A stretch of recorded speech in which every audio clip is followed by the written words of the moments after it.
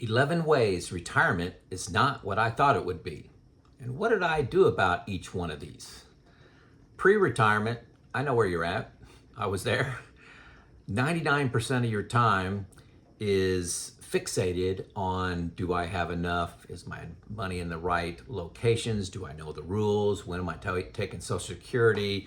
What am I putting in my models? What should I put for returns, inflation? You got all these things going through your head, but it has one overriding topic, and that's money. Do I have enough? And you may spend a few minutes working on what I'm retiring to, and I highly encourage that, because that's going to give you the shove to get out of the loop of working one more year. Is what are you excited about retiring to?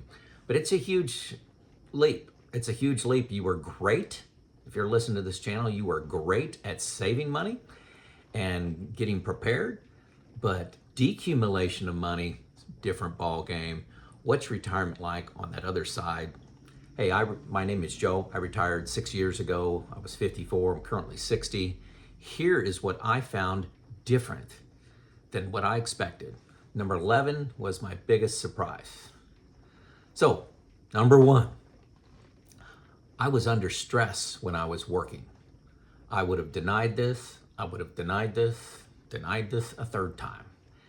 I would have laughed at you for saying I had a stressful job, but I didn't realize the amount of stress until I stopped.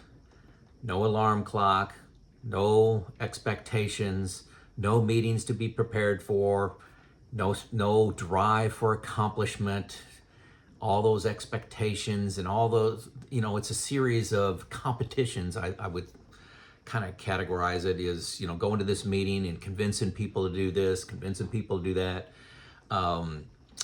It's stressful working. Even if you say you love your job, which I was one of those individuals, retirement is phenomenal, but I knew I would like retirement, but I did not realize the sense of relief of stress. That was a big shock to me. Number 2, lack of structure, and I needed structure. The first several months of retirement, I'd get up and, I'm all over the place. Do anything, exercise late in the day, early in the morning, go see friends, go out to eat, read the newspaper, go online, do some things. But now I maintain an electronic calendar. Now it's not full. A busy day will have one item on it. But I wake up every morning around 7:30 in the morning, and I have an exercise routine that is at least an hour and a half long. When I run, it's a little longer than that. I have 3 to 4 videos I release a week. That's Friday, Saturday, and Sunday, typically. Occasional Monday. I visit my mom, who's in a rehab nursing home facility, a couple times a week. I'm on a few boards. So I got some meetings that are part of my routine, and I think I like that. I like that structure. I can't really say why, but I think maybe that's just a lingering of my 32 years of working. But the structure is peaceful, satisfying, and actually lower stress, because I know what I'm going to do most days. Number 3, a lot of social isolation. I spend a lot of time alone. I have a lot of groups that I'm a part of and that I started. I have a study group that I love. I have 2 retirement groups that I love. I have one of those retirement clubs. We talk about current events and whatever we want to talk about. One of them, we talk about our investments. I've talked about that. They're my sounding board for everything I'm doing. But we have groups that we go out to eat with, once or twice a month. But there is a lot of time in a normal day, like today's Wednesday when I'm recording this, I would say, 3 or 4 hours, I'm completely alone. And I didn't have that kind of alone time, but it allows me to study. I watch some old movies, learn something new, do a project around the yard. I love it, but some people, if you aren't an extrovert, Social isolation could be a problem. I'm very comfortable being alone. I like my alone time, but for some reason that surprised me. Number 4, finding purpose is a thing. A lot of you think, like I did, hey, I'm just gonna skip through life in retirement and with a big smile on my face the whole time. But maybe it's just my age. I'm currently 60, as I said. I still want to help. I still want to make a difference, not globally, but a difference in the lives of maybe 1, 2, 10, 20 people. That began with a passion for talking about reliability and maintenance. I had a global expertise in that field. I gave a lot of presentations at conferences, big conferences, did a lot of one-on-one coaching with plant managers, maintenance managers, and I'm almost done doing that. I've got one person I'm working with. There's actually two. But that evolved into this YouTube channel, which is very flexible, impactful. I get to reach a lot of people sharing my story and helping them make the decision to retire. But having a purpose is important to me. Maybe it will be you too. Number 5, you must budget for financial surprises. This was a miss for me when I was going through all my money games, studying before I decided to retire. I was looking at my current spend, what was going to go away in retirement.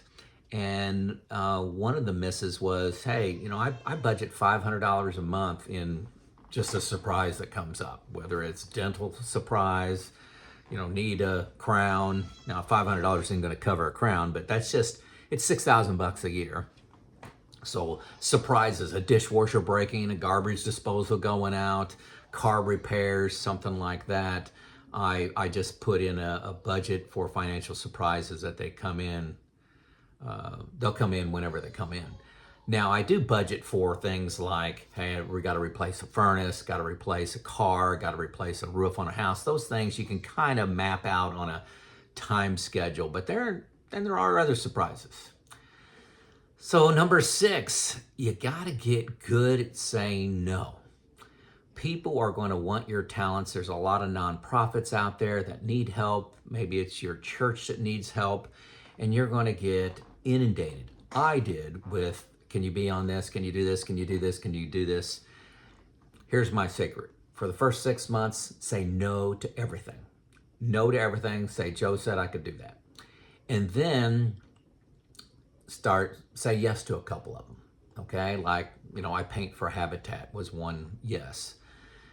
I'm on a board for the parks is one that I said yes to. But if you say no too early, another good opportunity may come up that you like better and you're more passionate about. So look at all the cards first. Don't be too quick to jump in when you're 1 month into retirement. Say, yes, I'll do that. Yes, I'll do that. Because a better offer may come in later. So that's my advice. Get good at saying no and be okay with that. They're not, when I ask people all the time for, I raise money for the parks, 9 out of 10 people tell me no. But, and I move on. I'm not judging them. Don't feel that you're being judged if you say no. I know you got all kinds of other things you're involved in, and it's okay. It's okay to say no. My permission, say no. Number 7, dreams change. This is a big one. I said I originally was retiring to do reliability and maintenance coaching. I love that. I did that for maybe 6 months, and then COVID hit. COVID shut everything down. That was my unique skill. It was what I was passionate about. I could make a difference in the lives of people and communities with what I was able to do with making factories more efficient. I loved it. The short version is I was applying lean concepts to reliability and maintenance, but that may have went over your head, but that's okay. That would just happen to be my expertise. We always wanted to travel, and that's still consistent now. But now I'm spending time. You may have heard in the background, my first grandchild, Everly, she's 10 months old. She's living with us right now while Everly's mom and dad are kind of figuring out life. Trent just got out of the Marines, and so he's actually going to Kelly School of Business, and Everly needs a little special attention, so we're giving that to her. She's great, 100% healthy. She'll be 100% healthy, let's say that. She needs to grow out of a small problem she's got, but we're helping with that. That's changing, making YouTube. I never had a thought that I would be making YouTube videos. Number 8, identity loss is a good thing. A lot of people, say you're going to have to deal with identity loss. You're a mechanic, you're an electrician, you're a supervisor, you're an engineer, you're an accountant. I love being just Joe. I was a plant manager at 3 different locations. I was an engineer, and there's some respect that comes with those jobs, but I enjoy being just Joe, the neighborhood guy, more. Just being Joe, just average Joe, willing to help his neighbor cut their grass, cut up a limb that may have fell down in a storm. I prefer to be just Joe. Number 9, you have lots of time in a day, but the years go by so fast. There are days I never get bored, but there are days where they feel pretty long. There's long stretches where I'm not inspired to make a video. I don't feel like watching TV. I may try to learn something on YouTube. That's kind of my go-to, study history or something like that. But sometimes the days can feel long, especially on a rainy day like today. I can't do anything outside. It's pouring down rain here in Indiana. But the years go by so fast. I am amazed. I've been retired 6 years. It feels like 1. And you probably have heard elderly people talk like that. It's amazing how fast they go by.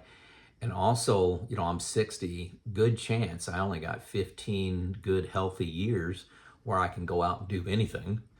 75, and you may give me 100 exceptions of people that are, vital and energetic until they're in their 80s and even 90s. But for every one you can give me, I can give you 99 that aren't. So if you're looking at your statistics, I'm not saying you'll die in 15 years. I'm just saying my wife and I together may not be able to travel to Europe or out west, go to the Rocky Mountains, something like that, and go on a long hike when we're 75, 80 years old. Good chance one of the two of us will not be able to do that. So lots of time, but the years go by fast. That's kind of sobering. When I retired, I'm going to be this healthy for the next 30 years. No, you're not. Number 10, travel is great. My wife and I love to travel, but it's exhausting. Some people like to travel, get in a motorhome and travel around the country full time. Hey, not for me. I like being home. This year, I think I've tracked, we were gone for 14 weeks, 7 vacations. And that's one above our limit. A couple of those were surprises, but 7 2-week vacations kind of wore Lisa and I out. Got behind on a few things at home, and all choices. But I love to travel, see new things, see new cultures. But there's a lot of energy that goes into travel. You got the stress of planning it and mistakes you're going to make. I always have the fear of missing out when I'm going to be in an area. I don't want to go to Yellowstone and not see Old Faithful. So what am I going to miss? So I do a lot of planning. I enjoy the planning, but I couldn't imagine doing that more. 14 weeks is 2 weeks too long. I'll say that, going forward. My wife and I like being at home. And number 11, my biggest, what am I calling these? It's not surprises. retirement not being what I thought it would be, I don't spend very much time at all thinking about money, which is odd. Before retirement, that's all you're thinking about is, do I have enough? Do I have enough? Do I have enough? And I just continued that on, thinking I was going to have to be watching every nickel, every dime, where it was going, allocate and budget. But I do very little. I have a quarterly process, and I've made videos on this. Once a quarter, I sit down and look at what we've been spending. I don't do this every week or every month because there's highs and lows. You know, you've got this travel vacation was expensive. You water that down across 3 months, kind of levels out a little bit. So we look at expenses. I look at what my buckets, you know, I got 2 buckets of money now. What are they doing? Do I need to adjust at all? I look at my investments. How do I feel about those? I go into BOLDIN, the new retirement software, model things again, any changes in inflation, returns that I want to put in there based on where things are. Gives me great confidence to spend. It probably takes me about 3 hours to do all that. I spend a lot of time modeling, and then I'm done. That's it. So those are the 11 things that I found different about retirement than I thought it would be. So did I miss something on your list? Did I surprise you with anything on this list? Let me know in the comments. It's Joe out.